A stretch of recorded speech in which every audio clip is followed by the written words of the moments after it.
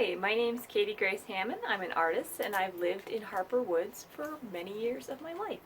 So I'm going to be doing a mandala class today. You can see part of one on my wall behind me here. But before we start talking about mandalas, I just want to share with you that the Harper Woods Public Library is still doing curbside pickup. The library is open again from Monday to Wednesday, 11 to 7, and Thursday and Friday from 11 to 5. They're also doing a summer reading program that you can sign up for on the website.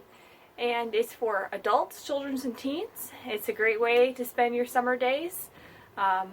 Get some entertainment for your mind and go somewhere else for a little while. Yes! Speaking of going somewhere else, okay, so I'm going to talk to you about mandalas. Mandalas are an art form. They're also a meditation. So mandalas were used by Buddhist monks as a form of deep meditation, and they're basically a circle. You can get as complicated with it as you want, or you can be as simple with it as you want to. So here is one I did with Sharpie markers. It's done on graph paper, so that's nice. It gave me some structure. And here is another one that is watercolor and pen, and it was drawn with pencil first. So to do mandalas, of course, you're going to need paper and pencils and your favorite art supplies, whatever those are. I think I'm probably going to use watercolor today, but we can talk about that. And then if you want to go simple, all you're going to need is some cups, bottle caps, circles of different sizes you can trace around. Or if you're going to be precise about it, you need a ruler and you need a compass, or perhaps a protractor, like this one that spins around.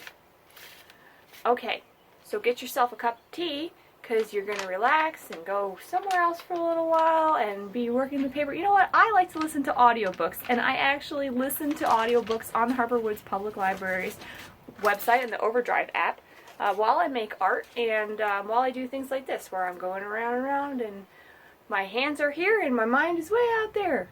Okay, let's get started. Okay, welcome to my desk. This is my Lazy Susan full of art supplies. Keeps things tidy.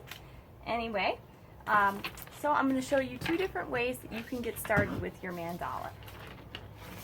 So the first one is very simple. You just go ahead and fold your paper in half one way. And open it up and fold your paper in half the other way.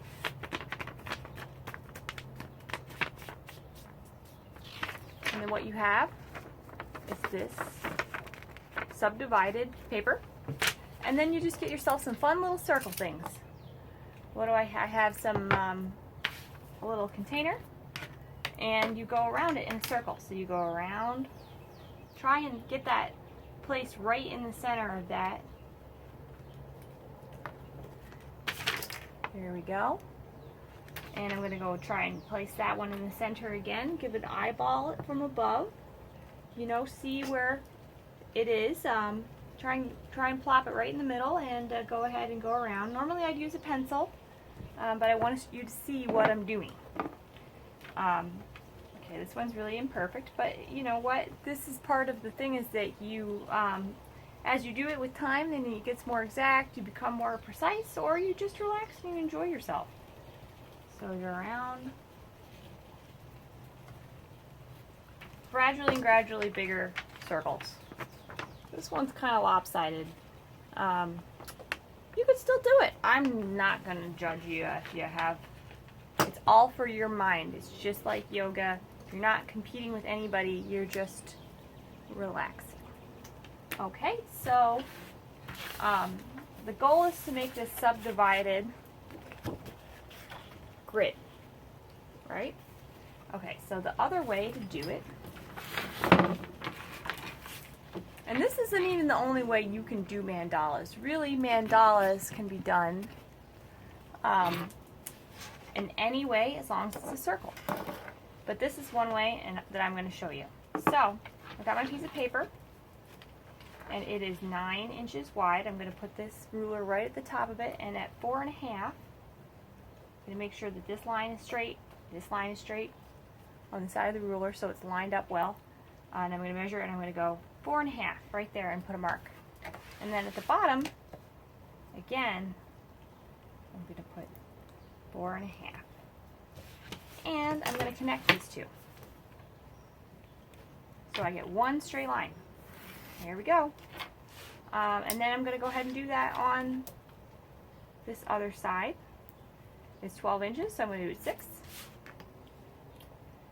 And I'm going to mark it at 6. And then I'm going to go across like that. So I have this. And then I'm going to get my compass out. So here's my compass. This is a cheap kid's one. It's not the best. So sometimes it slips away from me. But you know what? That's part of learning how to do art. You're always dealing with weird mistakes happening all the time, and you just have to improvise and go with the flow and take that mistake and turn it into something cool. So I'm going to plop that point right in the middle. So one side is a point, one side has a pencil if you've never used them before, and I'm going to rotate it around. The point holds it in place and it carries the pencil around to do its job. And then I'm going to open it up a little bit further and make my next circle next to it a little bit wider. Okay, so we're going to go another round even wider. Oopsie. See there, it went off the rails, but you just got to keep flowing along. Get right back on course again, or flex and adjust and change your course accordingly. That's how life is, and that's how art is, and that's how mandalas are. Okay, so we're going to go around just like that. And now I have this. Alright, so if you want to get even more precise into it, and you can add more sections into that. Now I'm a big fan of eyeballing things. Maybe I'm a little lazy, but you know what? I'm relaxing, so I'm going to enjoy this time. So I got my ruler diagonally through that subsection, and I'm going to just put a line there. I'm going to eyeball it again. You know, it takes practice learning how to estimate. It's a skill you acquire, so don't feel bad if it's not perfect. You saw my tracing around thing. It wasn't perfect. And there we have this subdivided circle set. So the idea is that I'm going to start in the middle, and I'm going to draw little details and go all the way around this circle. And it might take a while. I think I'm going to speed it all up for you guys, because I'm going to put my audiobook back on and relax and listen while I do this. But before I do that, I'm going to suggest to you, you know, you can go crazy. You can have little circle points and hearts. I got triangles on there, and you know, don't feel bad if it's not perfect like this, especially your first one. That takes time and practice. And also on that note, whoops, okay. Oh, this desk. I'm going to show you this mandala book. It's one of my favorite books, and it shows us this traditional Buddhist mandala on the cover, which is very, very detailed. And then it shows us all kinds of other mandalas, and a lot of them aren't like the one I did at all. In fact, they're just circular drawings, and that's totally fine. Here's one that's a little more precise again. They're just circular drawings. You just go around and around, and maybe you don't, there's a geometric one.